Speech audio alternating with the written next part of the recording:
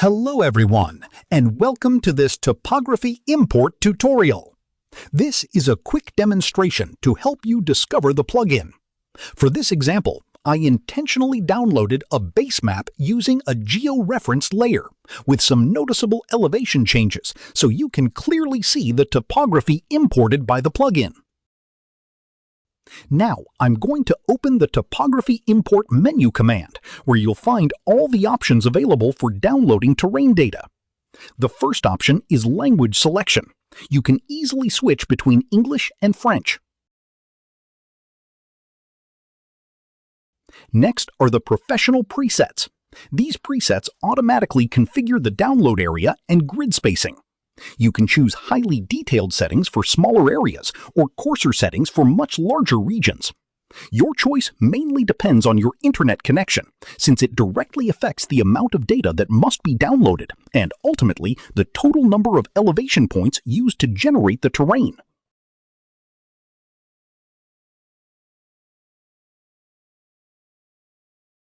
I'll start with the Mass Study preset, which gives me a fairly large coverage area with a wide grid spacing, keeping the number of downloaded points low for this demonstration.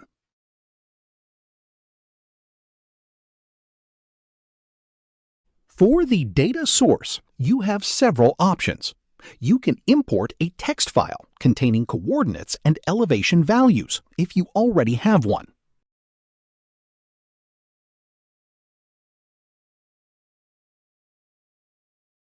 You can also use automatic mode. In France, the plugin first retrieves data from IGN. In the United States, it uses USGS. If you have Copernicus credentials, it will use Copernicus. Otherwise, it automatically falls back to OpenMedio. And if no data is available there, it finally retrieves the terrain information from the Elevation API. LiDAR data is also available with multiple resolution options. I generally recommend leaving this on automatic so the plugin can select the best available dataset. Here, you can enter and save your Copernicus login credentials.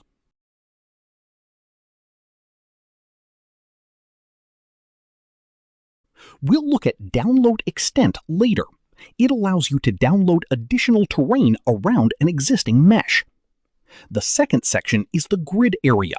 Here, you enter the coordinates of the site you want to retrieve. You can automatically read the coordinates from the active georeferenced layer with a single click. I've already done that, which is why the coordinates are already filled in.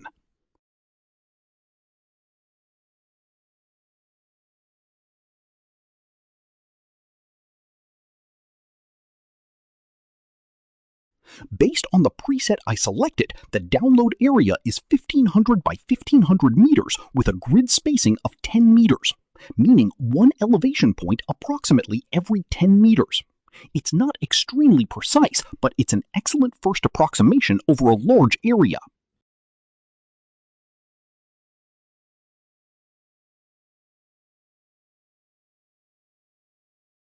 You can also define a point limit. For example, I don't want to download more than 12,000 points. The plugin immediately shows that the requested area would normally require 22,800 points, which corresponds to a 151 by 151 grid. Because of the point limit, it automatically reduces the grid to 109 by 109 points and increases the grid spacing from 10 meters to 13 meters.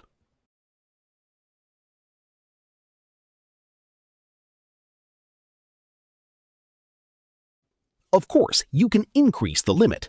I'll set it to 23,000 points, so the requested 10-meter grid spacing is maintained.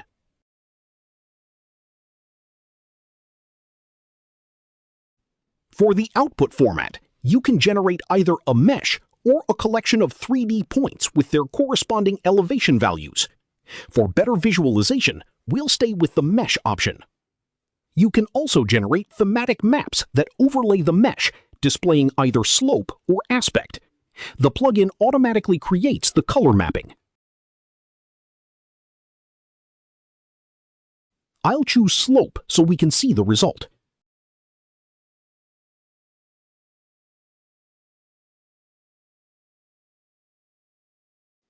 you can assign the mesh to its own dedicated class. If this option is disabled, the mesh is created in the active class.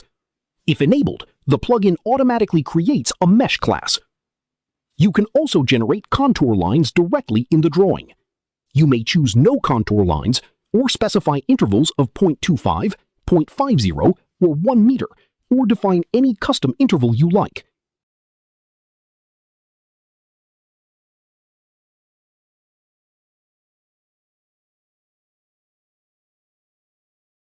Major contour lines are also available. These are displayed more prominently than the standard contours. I'll create one major contour every 5 contour lines, so you can see the difference. Dedicated classes can also be created automatically for the contour lines, slope map, and aspect map.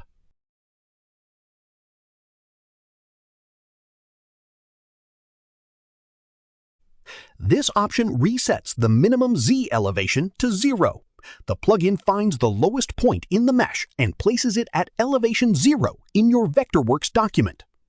If this option is disabled, the terrain keeps its real-world elevation. For example, if you're importing a mountain summit, it will remain at its actual elevation, perhaps over 1,000 or even 2,000 meters above sea level.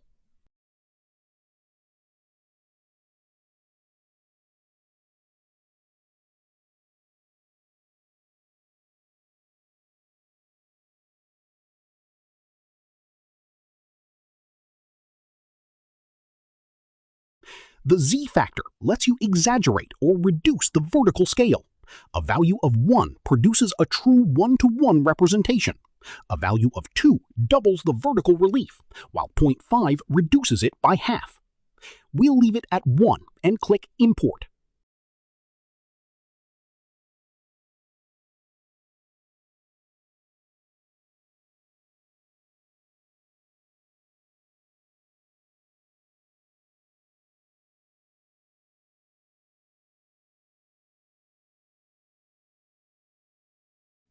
The software now downloads the terrain automatically.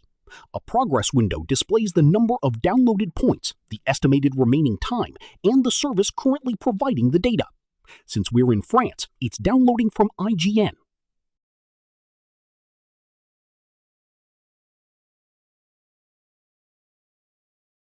The download is now complete, and a summary of the imported mesh appears.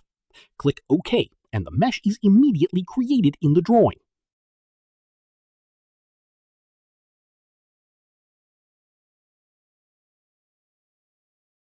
You can see that the minimum Z elevation has been placed at 0.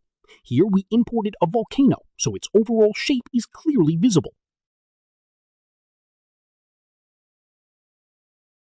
The slope thematic map is displayed on top of the mesh with automatically generated classes and color definitions.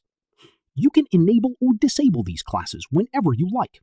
If I turn off the thematic layer, I can see the underlying mesh.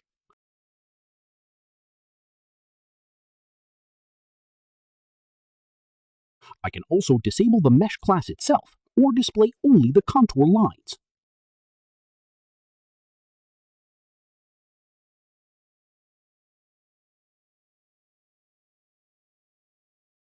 Switching to Top Plan View makes the contour lines much easier to see.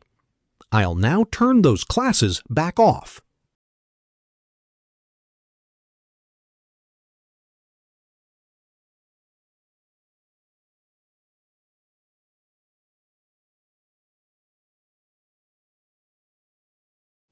If I need to expand my terrain, I simply select the mesh and launch the Topography Import command again.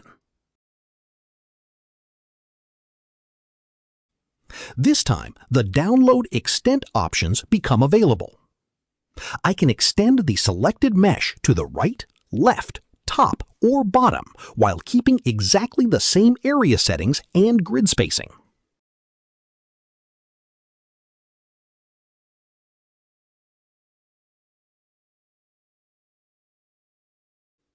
I can also choose Cross Assembly, which downloads terrain on all 4 sides simultaneously.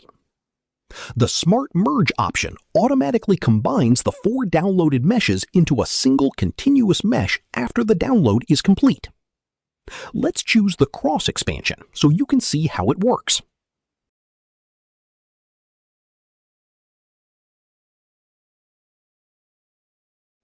Another option lets you draw either a polygon or a rectangle over your drawing. Select it and use that shape as the download extent for importing terrain.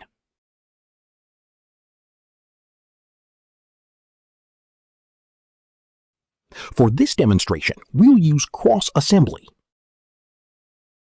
All I have to do is click Import and wait. It takes a little longer because the plugin downloads 4 additional meshes surrounding the original one.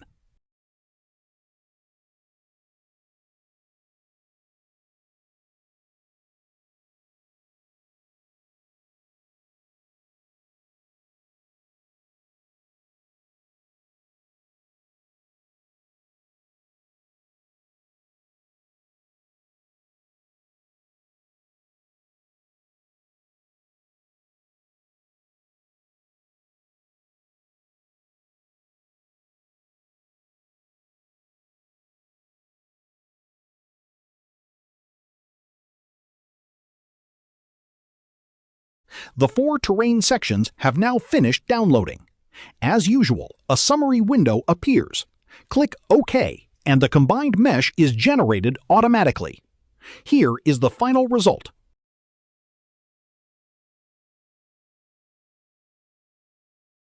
I'll hide the underside view, and you can clearly see the cross-shaped extension around the original mesh.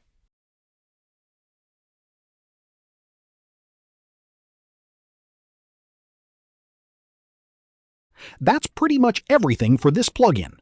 If you have any questions, feel free to ask. Thanks for watching, and don't forget to subscribe. See you next time.